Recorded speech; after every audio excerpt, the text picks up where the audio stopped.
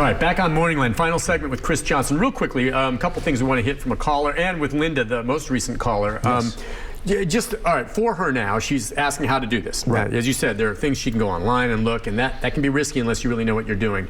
And I understand you're a lawyer, you have a practice, but you genuinely believe that if she wants to do this, she needs to do it right. Absolutely. So she may say, well, Chris, I just want the revocable trust or whatever. Can I just do that? And you would say? I would say you don't want to do it that way. And I liken it to, you wouldn't go to your barber and ask for half a haircut. You would walk out and you'd be really upset and you wouldn't feel good about it the second you walked out of there, because all these documents have interplay. So when you set up a trust is an empty vessel. The best way to think about it is it's a bucket, and that it controls everything in the bucket, but in order for it to control something, you have to put it in the bucket. So there's a lot of moving parts to this. There are a lot of moving parts. In a nutshell, and people will wonder, so to do something like this, and you have a handle on her estate, you're talking about a $500,000 asset. That's right. She didn't really say what else she has. She may have some money in the bank. So that could cost between $1,500 and $3,000. That's right, $1,500 to $3,000. But that would encapsulate it. And does that, after you set all that sucker up, if there's an issue that comes up? Oh, they can come talk to us, and there's no additional charge. Yeah, you deal with it at that point. We represent over time, and the reason being is issues inevitably come up. And I always say that bad news isn't like fine wine. It doesn't get better with age. And so I want a client comfortable to reach out to us. And when they know they've paid a flat fee and they can reach out to us for the year if, I have this other asset I forgot about, or, I just inherited something, what do I do? Or one of my heirs passed away, I need to adjust my planning. Come on in. Let's get it all set up, get it adjusted. And if we need to redo or adjust some documents, we're going to do that. And it's not going to cost anything else because we want it done right. And it's already been paid for up front on that regard. So when you're talking, Linda, about a $500,000 asset and maybe more, I think that's a good investment to make sure it's done right. Let's go to Shirlene. Hi, Shirlene. Are you there, Shirlene? Yes, good morning. Good morning. How can we help you, ma'am?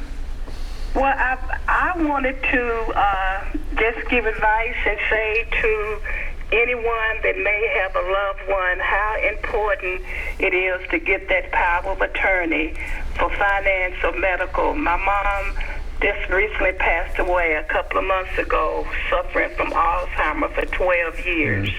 And having that power of attorney made everything, so smooth to make sure that she was taken care of properly. And she ended up 18 months, on hospice. So, we were able to make that decision. So I just want to say, anyone that doesn't have that power of attorney, especially if it's someone with Alzheimer's or dementia, please get it. It makes all the difference in the world. Thank you. Thank you, Shirlene. That is fantastic advice, and I would echo everything she said. I've had to do the same. If you would, just for power of attorney, we just have a few minutes left. It's a basic document. That's not too. Now, when we were talking about Linda and everything, $1,500 to $3,000, power of attorney shouldn't cost that much. No, power of attorney, $200 or $300, and you get the health care and the durable general. That durable general is legal financial, and it survives exactly what she was talking about. We have an Alzheimer's case here where her mother had Alzheimer's, and so she probably lost capacity at some point. Because the power of attorney was durable, it survived her incapacity. Now, to get it, do you need to get it? Because doesn't the person you're getting it for have to sign it at some point? They need to sign it while they have capacity. If you wait too long and they've lost capacity, then that's an issue. So that's the thing, up front, and that's what I did with my folks. They still kind of have capacity, but they're losing it, and we got them. It was notarized, and they sign it, we sign it, and boom, we have it, and it's both medical and legal. So we can handle medical issues for them and legal financial. And that's got you covered. Real quick, with regard, one of the callers said, could you recap again TOD? Yeah, so POD and TOD, there's both. There's both. So payable on death is typically what you'd see with your bank accounts, your checking, your savings, all that. And what it just means is at your passing, you have designated a beneficiary where those funds will go to directly. You don't need to go through the probate process. You don't even need to go to the trustee of a trust. Those go directly from from the financial institution. They're going to ask you to bring a copy of the death certificate. They're going to ask you to sign a few forms, and then they'll say, where do you want these funds transferred to? And they get transferred directly. That's payable on death. Transfer on death is the same thing, just with stocks, you know, bonds, things like that. It's just transferring that asset upon your passing. It's avoiding probate. It's even avoiding the trust process. It's just saying, listen, this financial institution, our client said these funds or these stocks, whatever these assets are, they are payable directly to the individual listed. And oftentimes you can list a primary and a contingent in case your primary beneficiary predeceases you. And so it's another tool in your toolbox. Sometimes people say, well, this account is set aside for so-and-so. That's great. Put their name on it, but think about if they predecease you. No one thinks about that, but I mean, we're almost 2 years in the pandemic. We've had a lot of people unexpectedly pass, very sadly. You have to plan in that redundancy in your planning.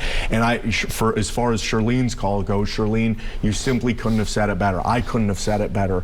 Those powers of attorney can make all the difference in the world, and I'm glad that the ending for your mother's story was better because you had the tools available to do the things you needed to do to care for her through that process and through that journey. And I'm so glad you called and shared that because frankly, I think it's more powerful than coming from me or coming from anyone, to come from someone who's lived it, who's gone through it, and the difference it made. Thank you for calling in and for sharing that. That's very powerful. Yeah, you're right. Trust me, you know, you don't know how valuable it is until you need it. Because when you don't have it, it is a pain in the butt. It's awful. You're trying to get stuff in the hospital or the bank's like, well, you know, you got power of attorney. I go, what's that? Or whatever, back when. Right. And you are dead in the water. Yep. I mean, you got to jump through hoops. So you may not think you need it now, but trust me, when you do, you're sure glad you have it. As we wrap things up real quick, remind folks, again, we're going to have at the end of the program the number for folks to contact. But if Linda or others want to check, they call the front desk there. They can tell them what they need. Yep.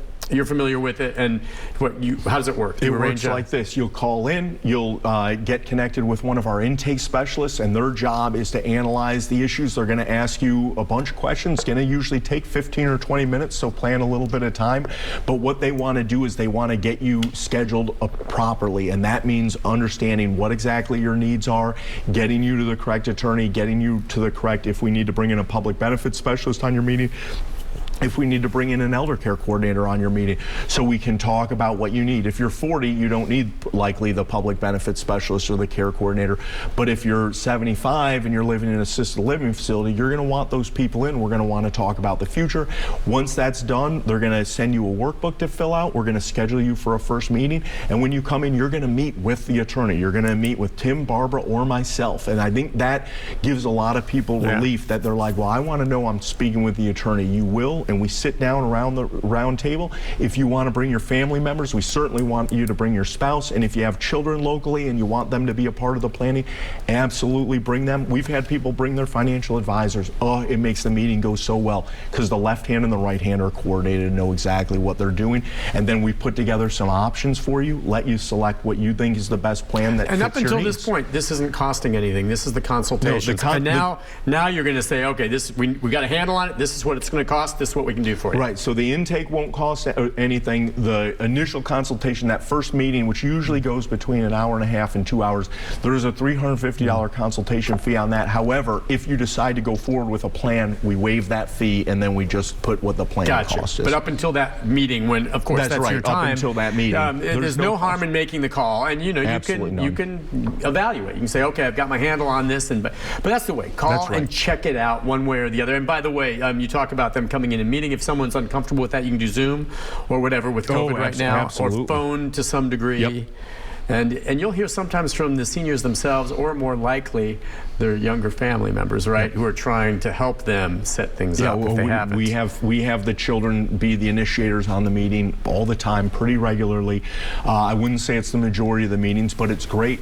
Then what we end up doing is we talk to the parents, just the parents, and we want to make sure they understand what's going on, they're comfortable with it. And I've talked to someone who are like, listen, I'm doing this meeting to make my son happy.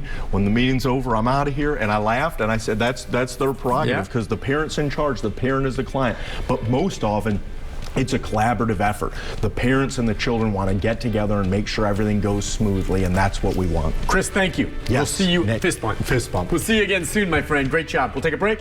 Come back, programming note, and I'll have the number for Takacs McGinnis right after this. Thanks again, Chris. Thanks, Nick. That's awesome.